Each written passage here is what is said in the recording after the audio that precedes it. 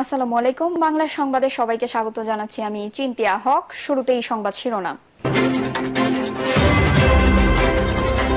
Doctor Yunus Tarique Rahman বৈঠক গণতন্ত্রের অগ্রযাত্রাকে উচ্চ মাত্রায় নিয়ে গেছে বলছেন দুদু। এদিকে বিএনপির প্রতি ডক্টর ইউনূসের বিশেষ অনুরাগ নিরপেক্ষতা ক্ষুণ্ণ করেছে বলছে জামায়াত। জানাবো ডক্টর ইউনূস তারেক রহমান বৈঠক ষড়যন্ত্রকারীদের কফিনে শেষ পেরেক বলছেন প্রধান উপদেষ্টার প্রেস সচিব। জানিয়ে দিব নির্বাচন নিয়ে সৃষ্ট ধোঁয়াশা কেটে গেছে বলছে জাতীয়তাবাদী সমমনা জোট। এবং সর্বশেষ জানাবো উত্তরবঙ্গ থেকে আওয়ামী লীগ শুধু শোষণ করেছে, দেওয়ার বেলা ছিল পক্ষপাত দুষ্ট বলছেন সার্জিস আলম। শুনছিলেন সংবাদ শিরোনাম, এবারে বিস্তারিত। ডক্টর ইউনূস তারেক রহমান বৈঠক গণতন্ত্রের অগ্রযাত্রাকে উচ্চ মাত্রায় নিয়ে গেছে বলছেন দুদু। লন্ডনে প্রধান উপদেষ্টা অধ্যাপক ডক্টর মোহাম্মদ ইউনূস ও বিএনপির ভারপ্রাপ্ত চেয়ারম্যান তারেক রহমানের বৈঠকটি বাংলাদেশের গণতন্ত্রের অগ্রযাত্রাকে এক উচ্চ মাত্রায় নিয়ে গেছে বলে মন্তব্য করেছেন দলটির ভাইস চেয়ারম্যান শামসুজ্জামান দুদু। তিনি বলেছেন, লন্ডনের এই বৈঠক বাংলাদেশের জনগণের প্রত্যাশা ছিল এবং এই বৈঠক স্বর্ণাক্ষরে লেখা থাকবে।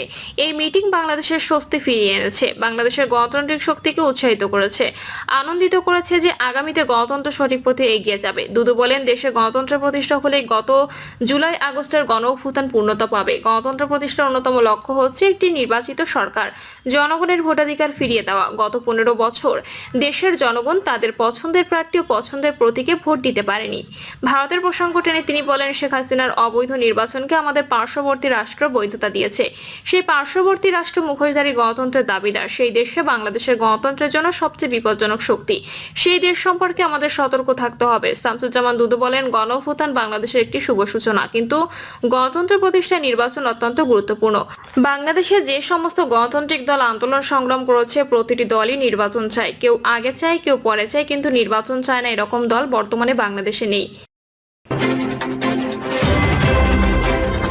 বিএনপির প্রতি ডক্টর ইউনূসের বিশেষ অনুরাগ নিরপেক্ষতা ক্ষুণ্ণ করেছে বলছে জামায়াত। প্রধান উপদেষ্টা অধ্যাপক ডক্টর মোহাম্মদ ইউনূসের সঙ্গে বিএনপির ভারপ্রাপ্ত চেয়ারম্যান তারেক রহমানের বৈঠককে খুবই স্বাভাবিক মনে করলেও যৌথ বিবৃতিতে রাজনৈতিক সংস্কৃতির ব্যত্যয় হয়েছে এবং এর মাধ্যমে একটি দলের প্রতি বিশেষ অনুরাগ প্রকাশ করা হয়েছে বলে অভিযোগ করেছে জামায়াত ইসলামী। এদিন কেন্দ্রীয় কার্যালয়ে দলের আমির ডক্টর শফিকুর রহমানের সভাপতিত্বে বৈঠকটি অনুষ্ঠিত হয়। সংবাদ বিজ্ঞপ্তিতে বলা হয়, 13 জুন লন্ডনে অন্তর্বর্তী সরকারের প্রধান উপদেষ্টা ডক্টর মোহাম্মদ ইউনূসের সঙ্গে বিএনপির ভারপ্রাপ্ত চেয়ারম্যান তারেক রহমানের যে বৈঠক অনুষ্ঠিত হয়েছে, বাংলাদেশ জামাত ইসলামী এটাকে খুবই স্বাভাবিক মনে করে। ইতিমধ্যে অন্তর্বর্তী সরকারের প্রধান উপদেষ্টা বিভিন্ন রাজনৈতিক দলের সঙ্গে পৃথকভাবে এবং যৌথভাবে বৈঠক করেছেন। এতে বলা হয়, প্রধান উপদেষ্টা বিগত 6 জুন জাতির উদ্দেশ্যে প্রদত্ত ভাষণে 2026 সালের এপ্রিলের প্রথমার্ধে জাতীয় সংসদ নির্বাচনের রোডম্যাপ ঘোষণা করেন। তার এই ঘোষণার পর লন্ডনে সফরকালে একটি রাজনৈতিক দলের সঙ্গে বৈঠক শেষে বিদেশে যৌথ প্রেস ব্রিফিং এবং বৈঠকের বিষয় সম্পর্কে যৌথ বিবৃতি প্রদান করা বাংলাদেশের রাজনৈতিক সংস্কৃতির ব্যত্যয় বলে আমরা মনে করি। এর মাধ্যমে তিনি একটি দলের প্রতি বিশেষ অনুরাগ প্রকাশ করেছেন, যা তার নিরপেক্ষতা ক্ষুণ্ণ করেছে। সংবাদ বিজ্ঞপ্তিতে বলা হয়, জামায়াত মনে করে দেশে ফিরে এসে প্রধান উপদেষ্টার অন্যান্য রাজনৈতিক দলের সঙ্গে আলোচনা করে এ ব্যাপারে তার অভিমত প্রকাশ করা সমীচীন ছিল। গত শুক্রবার লন্ডনে প্রধান উপদেষ্টা অধ্যাপক মোহাম্মদ ইউনূসের সঙ্গে সাক্ষাৎ করেন বিএনপির ভারপ্রাপ্ত চেয়ারম্যান তারেক রহমান।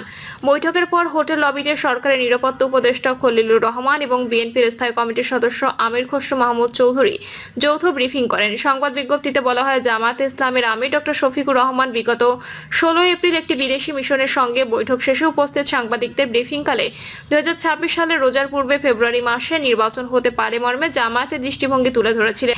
এতে আরো বলা হয়, বাংলাদেশ জামায়াত ইসলামী মনে করে সরকার প্রধান হিসেবে কোনো একটি দলের সঙ্গে যৌথ প্রেস ব্রিফিং নৈতিকভাবে কিছুতেই যথার্থ নয়। প্রধান উপদেষ্টা একটি দলের সঙ্গে বৈঠকের পর যৌথ প্রেস ব্রিফিং করায় আগামী নির্বাচন অবাধ, সুষ্ঠু ও গ্রহণযোগ্য হওয়ার বিষয়ে জনগণের মধ্যে আশঙ্কা তৈরি হয়েছে। যেখানে বাংলাদেশে অনেক রাজনৈতিক দল সক্রিয়ভাবে বিদ্যমান, সেখানে শুধু কোনো একটি দলের সাথে আলাপ করে দেশের সামগ্রিক রাজনৈতিক বিষয়ে সিদ্ধান্ত গ্রহণ করা সঠিক বলে বিবেচিত হতে পারে। আমরা আশা করি অবাধ, সুষ্ঠু ও গ্রহণযোগ্য নির্বাচনের জন্য বর্তমান অন্তর্বর্তী সরকার নিরপেক্ষ থেকে লেভেল প্লেইং ফিল্ড তৈরি করবেন এবং বিচার ও সংস্কারের ব্যাপারে যথাযথ পদক্ষেপ নিশ্চিত করবেন। সরকারের নিরপেক্ষতা এবং অবাধ, সুষ্ঠু ও গ্রহণযোগ্য নির্বাচন নিয়ে যে সংশয় দেখা দিয়েছে তা নিরসনকল্পে প্রধান উপদেষ্টার ভূমিকা জাতির সামনে স্পষ্ট করার জন্য বাংলাদেশ জামায়াত ইসলামী নির্বাহী পরিষদ অন্তর্বর্তী সরকারের প্রতি আহ্বান জানাচ্ছে।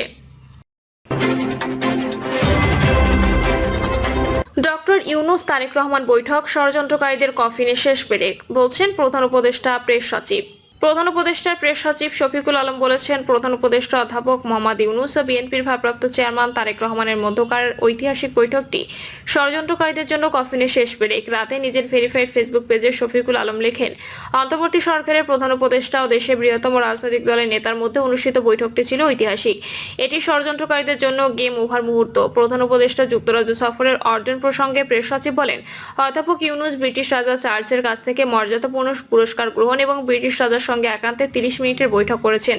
তিনি দাবি করেন, এটি জুলাই বিপ্লব ও গত বছরের জুলাই থেকে বাংলাদেশে সংঘটিত যুগান্তকারী পরিবর্তনের একটি স্বীকৃতি। শফিকুল আলম বলেন, যুক্তরাজ্যের ন্যাশনাল ক্রাইম এজেন্সি প্রধানমন্ত্রী শেখ হাসিনার শীর্ষ একজন সহযোগীর 170 মিলিয়ন মার্কিন ডলার মূল্যের 320টি সম্পত্তি জব্দ করেছে। তিনি উল্লেখ করেন, এনসিএ কর্মকর্তা বলেছেন, এটি সংস্থাটির সম্পত্তি জব্দের একক বৃহত্তম ঘটনা। এটি সকল দুর্নীতিবাজ কর্মকর্তা, ব্যবসায়ী এবং রাজনীতিবিদদের জন্য একটি বার্তা। এটি অধ্যাপক ইউনূসের নেতৃত্বাধীন অন্তর্বর্তী সরকারের সম্পদ পুনরুদ্ধারের উদ্যোগের একটি গুরুত্বপূর্ণ দিক, লেখেন তিনি। শফিকুল আলম বলেন, ব্রিটিশ মন্ত্রী, আইন প্রণেতা ও কর্মকর্তাদের সঙ্গে বাংলাদেশ ব্যাংকের গভর্নর এবং দুর্নীতি দমন কমিশনের চেয়ারম্যান সহ বাংলাদেশি কর্মকর্তাদের একাধিক বৈঠক হয়েছে, যা সম্পদ পুনরুদ্ধারে গভীরতর সম্পৃক্ততার পথ তৈরি করেছে। তিনি বলেন, আশা করি আমরা এই অভিজ্ঞতা বিশ্বব্যাপী কাজে লাগাতে পারব। প্রেস সচিব আরো বলেন, এই সফরে রোহিঙ্গা সংকট সমাধানের ক্ষেত্রেও আশার সঞ্চার হয়েছে। নির্বাচন নিয়ে সৃষ্ট ধোঁয়াশা কেটে গেছে, বলছেন জাতীয়তাবাদী সমমনা জোট।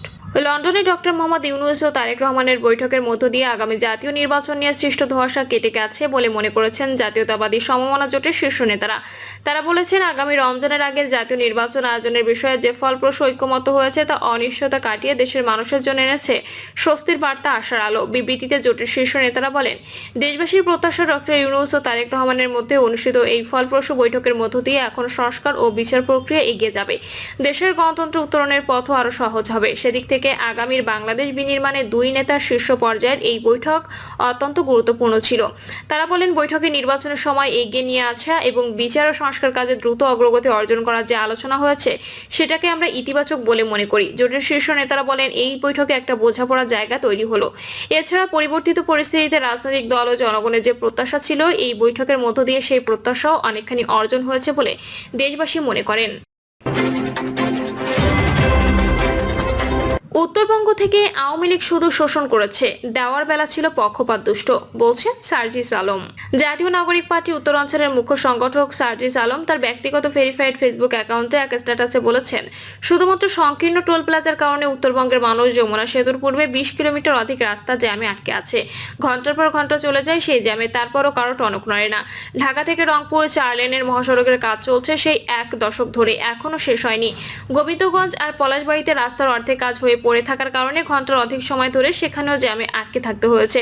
ঢাকা রাজশাহী মহাসড়ক এখনো 4 লেন হয়নি। ঢাকা থেকে দিনাজপুর, ঠাকুরগাঁও, পঞ্চগড় রেলে যেতে এখনো 12 থেকে 15 ঘন্টা সময় লাগছে। সাধারণত ঢাকা, বগুড়া, রংপুর হয়ে ঠাকুরগাঁও, পঞ্চগড় যাওয়ার কথা, অথচ তাদেরকে রাজশাহী, নওগাঁ, নাটোর হয়ে ট্রেনে করে প্রায় 200 কিলোমিটার অধিক রাস্তা ঘুরে যেতে হয়। যেখানে বগুড়া হয়ে রংপুর দিয়ে ট্রেন লাইন থাকলে এই 200 কিলোমিটার পথ ঘুরতে হতো না। এই ঈদে ঢাকা থেকে পঞ্চগড় যেতে আমার সময় লেগেছে 17 ঘন্টা, আসতে সময় লেগেছে 15 ঘন্টা, কারো 20 ঘন্টাও পেরিয়ে গেছে। 2025 সালে দাঁড়িয়ে ঢাকা থেকে দেশের এক প্রান্তে যেতে যদি এত দীর্ঘ সময় লাগে, তাহলে উন্নয়নের গল্প খুবই অপ্রাসঙ্গিক। যমুনা সেতুতে ব্যয়কৃত অর্থ আজ থেকে 6 থেকে 7 বছর আগে টোলের মাধ্যমে আদায় হয়েছে। তারপরও টোল প্লাজা কেন্দ্রিক এই ভোগান্তি নিরসন হয়নি। হয় টোল আদায় এখন বন্ধ করা উচিত, না হলে টোল সংগ্রহের বুথ অন্তত 3 গুণ বৃদ্ধি করে কৃত্রিম জ্যাম তৈরির এই ক্ষেত্রগুলোকে বন্ধ করা উচিত। প্রিয় দর্শক, এই ছিল এখনকার সর্বশেষ সংবাদ। আপডেট সব সংবাদ পেতে চ্যানেলটি সাবস্ক্রাইব করে বেল আইকনটি ক্লিক করে রাখুন।